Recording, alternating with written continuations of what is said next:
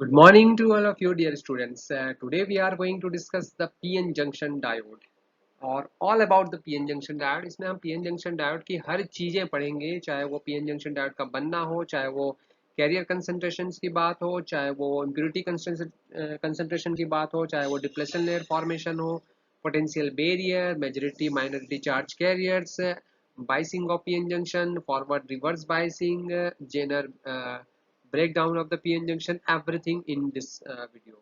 So first of all, what is the PN junction and what is the grown method of the PN junctions?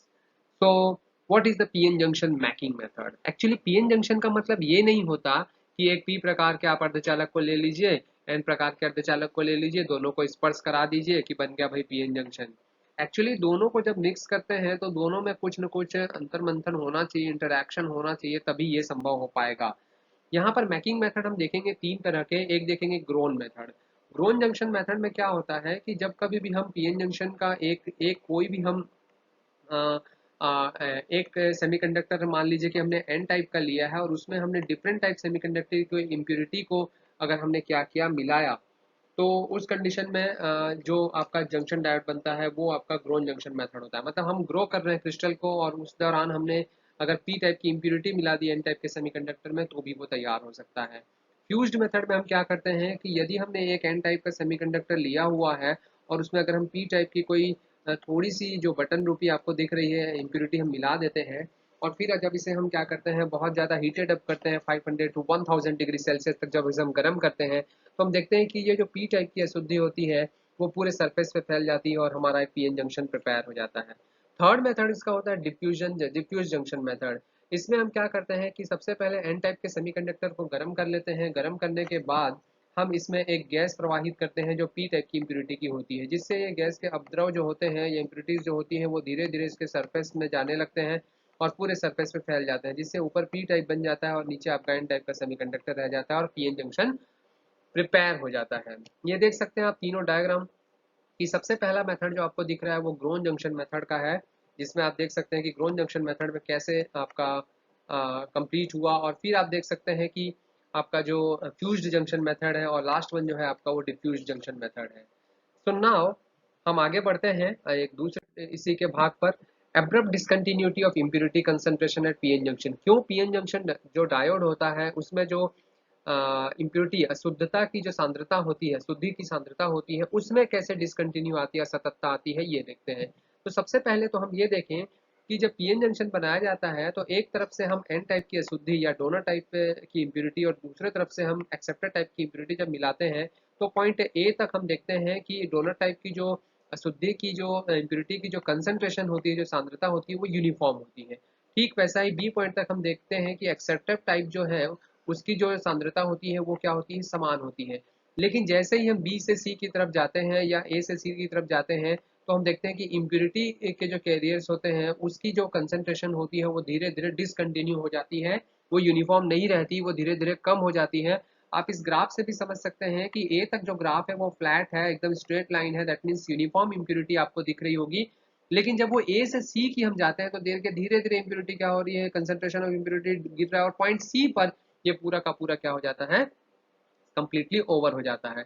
इसका मतलब ये हमारा जो junction वाला portion है, इस जंक्शन वाले पोर्शन पर ये पूरा क्या हो जाता है, डिप्लेट हो जाता है।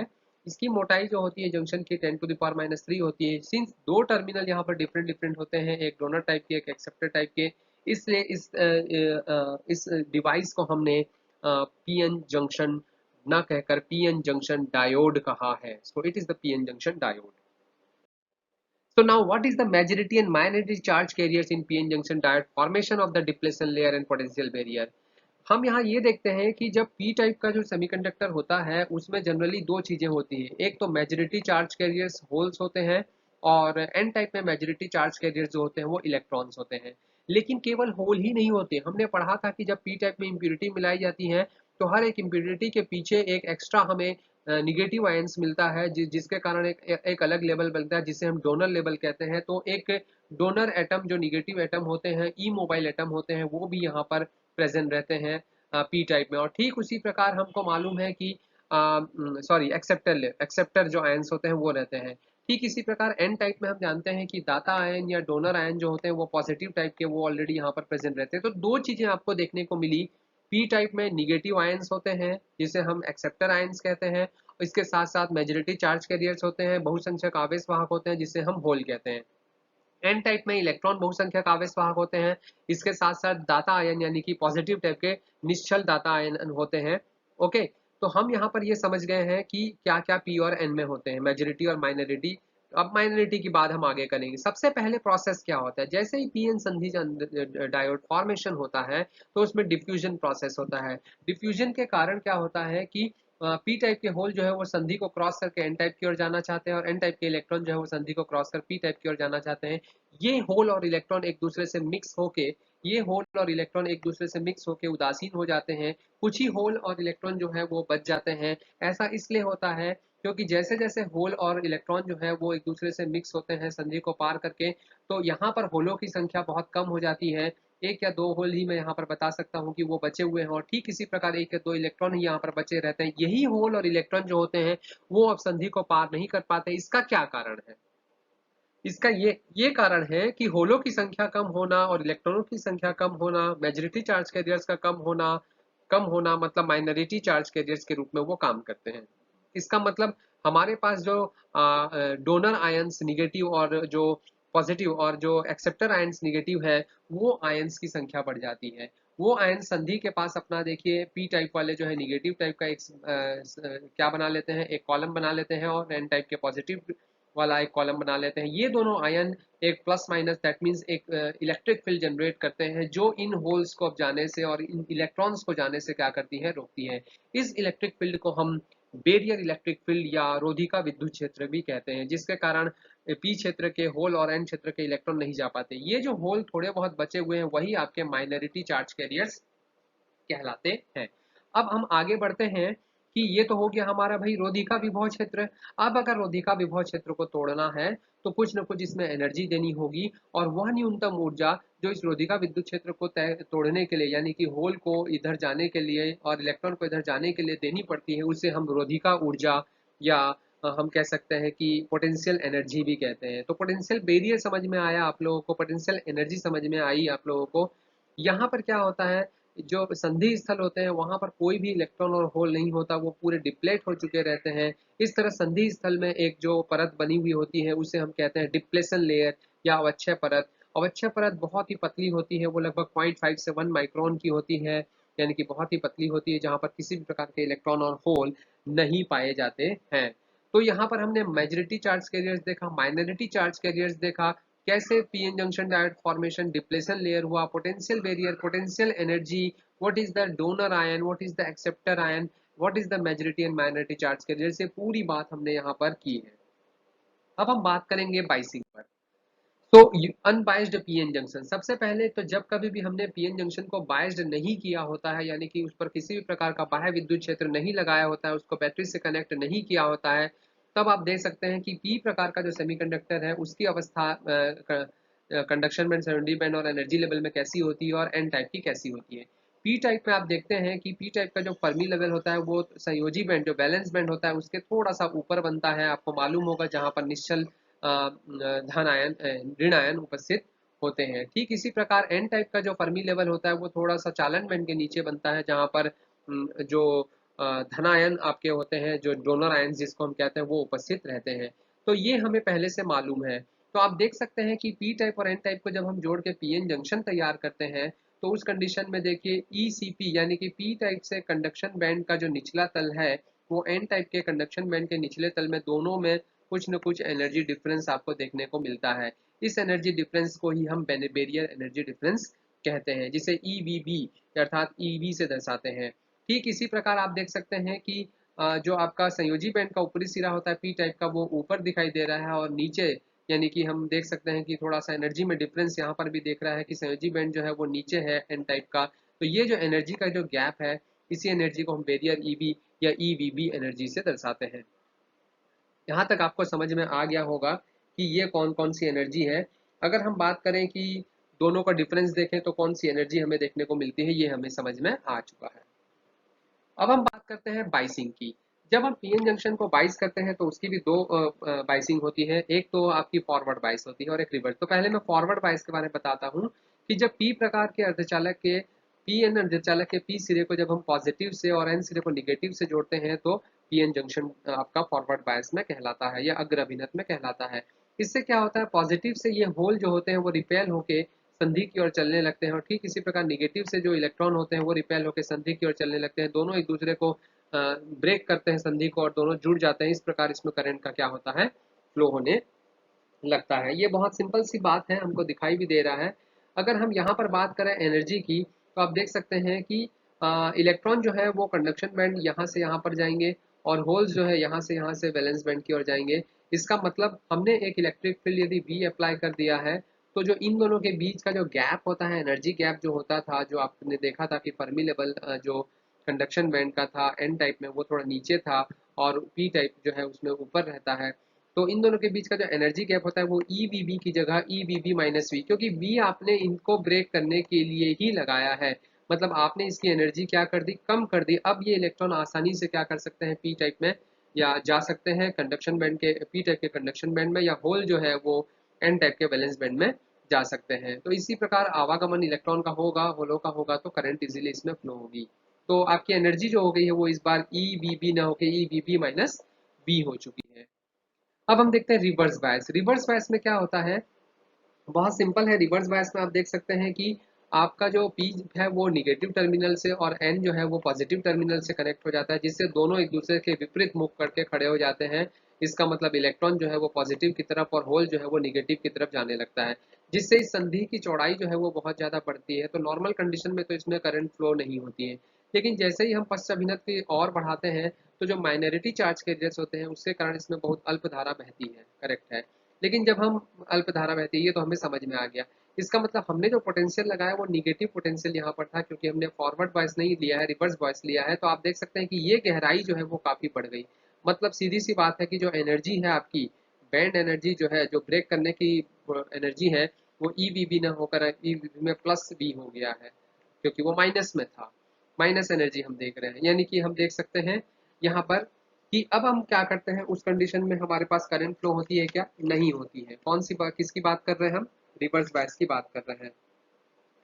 तो अब हम अगर इस वोल्टेज को और बढ़ाते हैं तो उस कंडीशन में क्या होता है, पीएन जो सिरे हैं संधि के वहां पर विस्फोट होता है, जिससे वहां पर बहुत अधिक संख्या में इलेक्ट्रॉन और होल जनरेट होते हैं और जो करंट होती है वो रैपिडली, जो रिवर्स करंट होती है वो रैपिडली इंक्रीज होती है। चलिए उसको आगे हम देखते हैं। ये पीएन जंक्शन डायोड का स्ट्रक्चर है। आप देख सकते हैं कि फॉरवर्ड बायस में पी को हमने कनेक्ट किया है पॉजिटिव से, ये देखिए पॉजिटिव से, ये देखिए पॉजिटिव से, और एन को कनेक्ट किया है निगेटिव से। तो एक वोल्ट मीटर वोल्टेज के लिए और एक अमीटर हमने लिया है मिली अमीटर करंट को मेजर करने के लिए, क्योंकि हम इसकी कैरेक्टरिस्टिक को ड्रॉ करके देखने वाले हैं। ठीक वैसा ही आप देख सकते हैं कि हमने रिवर्स बायस में पी को माइनस को बैटरी के माइनस से कनेक्ट किया है और यहाँ एक माइक्रो अमीटर लिया, इसलिए क्योंकि रिवर्स बायस में जो करंट फ्लो होती है वो बहुत ही क्या होती है, कम होती है, इसलिए हमने यहाँ पर माइक्रोमीटर का यूज किया है।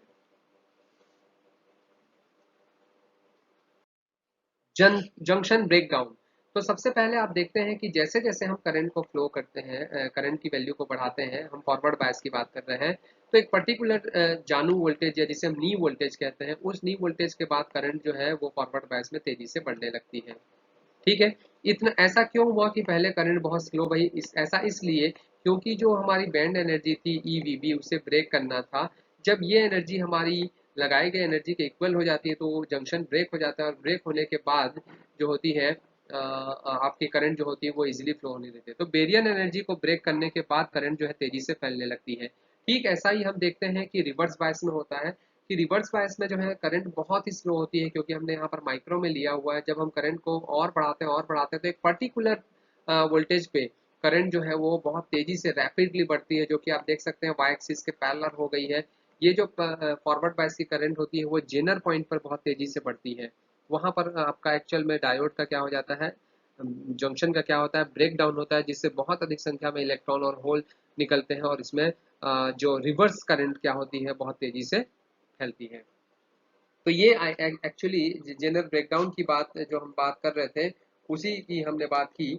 अब जेनरल ब्रेकडाउन होता क्या है, हमने देखा कि जो भी आपका ये ग्राफ बन रहा है ना, उस ग्राफ से हमें स्पष्ट हो जाता है कि जो पीएन जंक्शन है उसमें फॉरवर्ड बायस में एक निश्चित मान तक जो है करंट बहुत स्लो फ्लो होती है ना।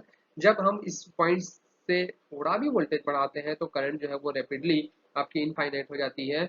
और करंट देखिए रैपिडली इनफाइनाइट हो रही है, इससे आगे अगर आप वोल्टेज बढ़ा भी दो तो करंट को कोई इफेक्ट नहीं पड़ता। मतलब एक प्रकार से वोल्टेज को ये क्या कर देता है, फिक्स कर देता है, जिसका यूज हम आगे पढ़ने वाले हैं। ठीक है, तो अब इस स्थिति में जेनर का क्या हो जाता है, ब्रेकडाउन। और जेनर का ब्रेकडाउन होने से जेनर जो डायोड होता है वो आपका अपनी पूर्वावस्था में नहीं आता।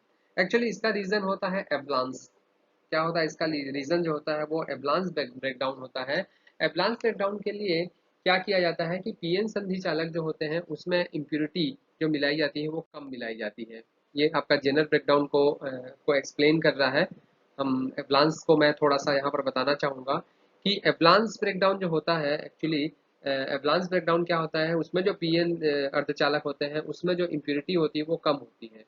तो जो अधिक गतिज ऊर्जा वाले जो आपके चार्ज कैरियर्स होते हैं, है ना, माइनॉरिटी चार्ज कैरियर्स, वो उसके जो मूल परमाणु होते हैं उससे टकराते हैं। और टकरा के क्या करते हैं, इलेक्ट्रॉन को अलग कर देते हैं, मतलब उसे आयनित कर देते हैं, है ना। जिससे उसकी गतिज ऊर्जा क्या होती है, बढ़ जाती है। लगातार ये टकराते रहते हैं और जितने भी आयन्स इसमें से निकलते हैं, इलेक्ट्रॉन निकलते हैं, वो लगातार टकरा टकरा कर गतिज ऊर्जाओं को क्या करते जाते हैं, बढ़ाते जाते हैं। तो इस प्रकार आयनन से प्राप्त इलेक्ट्रॉन धनात्मक इलेक्ट्रोड की ओर चलने लगते हैं, है ना, तथा होल ऋणात्मक इलेक्ट्रोड की ओर यानी कि पी क्षेत्र की ओर चलने लगते हैं, जिसके फलस्वरूप धारा एकदम क्या होती है, बढ़ जाती है। और ये यहाँ पर परमाणुओं का अगर आयनन स्थायी हो जाए तो ये संधि का क्या हो जाता है, बढ़ जाता है। ताप बढ़ने पर एवलांस भंजन वोल्टेज जो है वो और बढ़ता है। यानी कि ताप बढ़ने पर परमाणु अपनी माध्य स्थितियों के दोनों ओर क्या करते हैं, ऑसिलेट करते हैं, जिससे परमाणु की आवेश वाहकों से टकराने की पॉसिबिलिटी क्या होती है, और ज्यादा बढ़ जाती है ना। अब एवलांस भंजन होने वाली डायोड की क्षति को हमको रोकना है, तो उसके लिए जनरली हम यूज करते हैं जेनर ब्रेकडाउन, क्योंकि हमको मेन पढ़ना था जेनर ब्रेकडाउन के बारे में। लेकिन एवलांस और जेनर में क्या बेसिकली डिफरेंस है ये देख ले। अगर हमको भंजन की क्षति को रोकना है तो जेनर ब्रेकडाउन हमको पढ़ना पड़ेगा और जेनर भंजन को समझना पड़ेगा। तो जेनर डायोड में भंजन जो होता है वो एवलांस भंजन वोल्टेज से थोड़ा कम वोल्टेज पर होता है, जिससे कि पश्च धारा एकदम बढ़ जाती है तथा संधि खराब होने से बच जाती है। मतलब जिस वोल्टेज पर हमारा संधि खराब होने वाला था उससे पहले जस्ट वोल्टेज पर अगर हम करंट को आगे फ्लो कर देते हैं, तेजी से बढ़ा देते हैं, आगे बढ़ जाए, तो उस कंडीशन में जो हमारा जो डायोड खराब होने वाला था वो खराब होने से बच जाता है। जेनर भंजन तब होता है जब कभी भी हम ऐसा डायोड लेते हैं जिसमें इम्प्यूरिटी की मात्रा बहुत ज़्यादा बढ़ाई जाती है as compare to avalanche condition के। इसमें इम्प्यूरिटी बहुत ज़्यादा होती है। पश्च अभिनत में इतना ज़्यादा हम विद्युत क्षेत्र लगा देते हैं कि इलेक्ट्रॉन पर तीव्र बल लगाकर उसे सहबंध से यानी कि कोवेलेंट बॉन्ड जो होता है वो अलग हो जाता है, जिससे इलेक्ट्रॉन और होल की संख्या बहुत ज़्यादा बढ़ती है, जिससे धारा एकदम बढ़ जाती है ना। तो ये सब होने का रीजन कब है, जब आप इम्प्यूरिटी ज्यादा मिलाओ। इम्प्यूरिटी ज्यादा मिलाओगे तो क्या होगा, ज्यादा से ज्यादा इलेक्ट्रॉन और होल रहेंगे, और ज्यादा से ज्यादा इलेक्ट्रॉन और होल रहेंगे तो वो उस वोल्टेज से पहले ही आपका क्या कर देंगे, उस पॉइंट से पहले ही आपका करंट को रैपिडली बढ़ा देंगे। तो इसके लिए हमको ये समझना था, ये देख सकते हैं आप, जब अनअभिनत अवस्था होती है तो अनअभिनत अवस्था में ये आपका फर्मी लेवल होता है। ये आपका पीएन जंक्शन का कंडक्शन बैंड का निचला सिरा, जहां पर आपको मालूम है इलेक्ट्रॉन होते हैं एन टाइप में, और ये संयोजी बैंड का ऊपरी सिरा, ये आपको समझ में आ रहा है। अब ये देखिए इसका गैप जो है वो ज़्यादा है, ये है ना। जब कभी भी हम फॉरवर्ड बाइस यूज़ करते हैं तो क्या होता है कि आपका फॉरवर्ड वाइज जब हम यूज करते हैं तो उस कंडीशन में क्या होता है कि दोनों जो इन दोनों का जो गैप होता है, फॉरवर्ड बाइस हो रहा है तो संधि का जो गैप होता है वो और ज्यादा बढ़ जाता है, जिससे जो कंडक्शन एन का कंडक्शन है, ये देखिए गैप बढ़ेगा तो ये नीचे आ जाएगा, कंडक्शन और नीचे आ जाएगा, और जो पी का वैलेंस है वो और अधिक ऊपर चले जाएगा। अब ऐसा हो जाता है कि पी का जो वैलेंस बैंड है और एन का जो कंडक्शन बैंड का निचला सिरा है वो दोनों एक सीध में आ जाते हैं, जिससे कंडक्शन बैंड के जो इलेक्ट्रॉन है वो जो वैलेंस बैंड है उस वैलेंस बैंड के जो ऊपरी सिरा है वहां से क्या करते हैं, सुरंग के द्वारा यहाँ तक पहुंच जाते हैं, जिससे इसमें तेजी से धारा बहती है। और ये धारा कौन सी धारा होती है, पश्च अभिनत धारा होती है। तो हुआ क्या, आपको समझ में आओगे, संधि बड़ी, उसके बावजूद इसमें करंट फ्लो हो रहा है, तो इसमें कंडक्शन से कंडक्शन नहीं जा रहा है, कंडक्शन से वैलेंस बैंड, क्योंकि कंडक्शन और वैलेंस बैंड दोनों क्या आ जाते हैं, इतनी ज्यादा पश्च अभिनत धारा होती है कि कंडक्शन बैंड और वैलेंस बैंड दोनों सीध में आ जाते हैं। ओके, तो ये था आपका जेनर भंजन। और जेनर भंजन के बाद जेनर भंजन से हम जो जेनर डायोड तैयार करते हैं उसके बारे में हम आगे चल